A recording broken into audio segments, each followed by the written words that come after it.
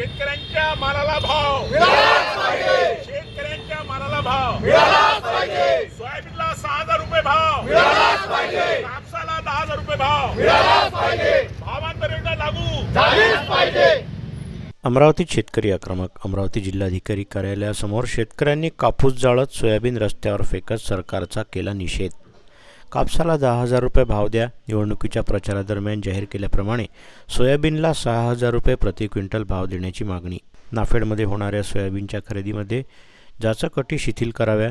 सोबतच देवेंद्र फडणवीस यांनी आश्वासन दिल्याप्रमाणे शेतकऱ्यांचा सातबारा कोरा करावा। शेतकऱ्यांनी कापसाची जाळपोळ करत सोयाबीन रस्त्यावर फेकत सरकारचं लक्ष वेधलं।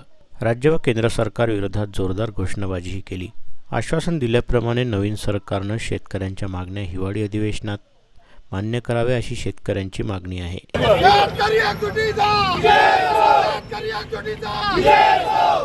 शेतकऱ्याच्या मालाला भाव मिळाला पाहिजे,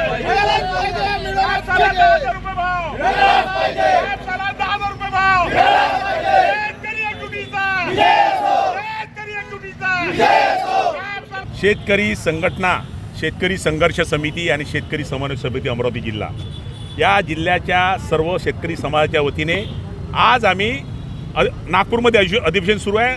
अधिवेशनाचं आणि सन्माननीय मुख्यमंत्र्यांनी जे स्वतःहून ज्या गोष्टी डिक्लेअर केल्या शेतकरी त्यांचं ध्यानाकर्षण करण्यासाठी आम्ही इथे शेतकरी संघटनेच्या नेतृत्वामध्ये एक दिवशी आमच्या मागण्या एवढ्याच आहे की शेतमालाची भावांतर योजना जे शेतकऱ्यांनी माल विकला ते भावांतर योजना लागू झाली पाहिजे। सन्माननीय मुख्यमंत्र्यांनी सोयाबीनला 6,000 रुपये भाव देण्याचं कबूल केलं, तो 6,000 रुपये भाव मिळाला पाहिजे।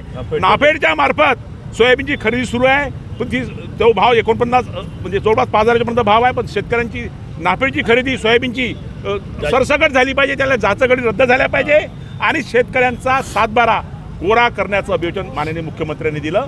त्यांचं आणि कापसाला 10,000 रुपये भाव मिळाला पाहिजे, ह्या आमच्या मागण्या आहे। ह्या मागण्या सन्माननीय मुख्यमंत्री आणि नवीन सरकारने अंमलात आणा एवढीच अपेक्षा आहे। सगळ्यात महत्त्वाची गोष्ट असं आहे की विदर्भाच्या भूमीवर सध्या नवीन सरकार आलेलं आहे आणि अधिवेशन नागपूरला सुरू आहे। देवेंद्र फडणवीस मुख्यमंत्री झाले आनंदाची गोष्ट आहे, पण त्यांनी ज्या गोष्टीचे आश्वासनं दिले आणि ज्या गोष्टीसाठी आंदोलनं केली त्यांच्या आंदोलनामध्ये त्यांनीच म्हटलं होतं की सोयाबीनला 6,000 रुपये भाव मिळाला पाहिजे, त्यांनीच म्हटलं होतं कापसाला 10,000चा भाव मिळाला पाहिजे, त्यांनीच म्हटलं होतं की भावांतर योजना लागू झाली पाहिजे।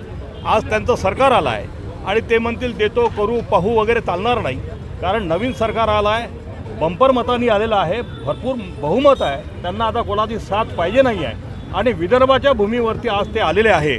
आमची मागणी एकच आहे की ह्या सगळ्या गोष्टी ते जे बोलले त्या सगळ्या गोष्टींची पूर्तता तात्काळ झाली पाहिजे, कारण शेतकरी आज मरतो आहे, मरणासन्न अवस्थेमध्ये आहे, अत्यंत वाईट अवस्था शेतकऱ्यांची आहे।